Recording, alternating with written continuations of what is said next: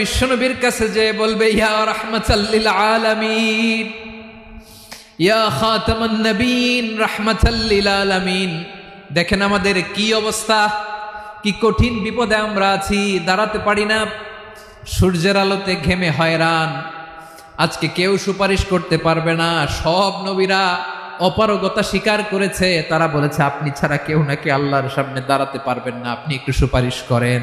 বিশ্বনবী বলবেন আসো আসো, আজকের দিনে আমি ছাড়া আল্লাহর সামনে কেউ দাঁড়াতে পারবে না। বিশ্বনবী মাকামে মাহমুদে যে আল্লাহু আকবার বলে সিজদায় লুটিয়ে পড়বেন, আল্লাহ রাব্বুল আলামিন বিশ্বনবীকে এমন কিছু চমৎকার শব্দ শিখাবেন, ওই শব্দগুলো দিয়ে আল্লাহর প্রশংসা করে বিশ্বনবী কাঁদতে আরম্ভ করবেন। বিশ্বনবী এমন ভাবে অজর দ্বারায় সিজদায় লুটিয়ে পড়ে কাঁদবেন, রব্বুল আলামিনের রহমতের দরিয়ায় জোশ লেগে যাবে।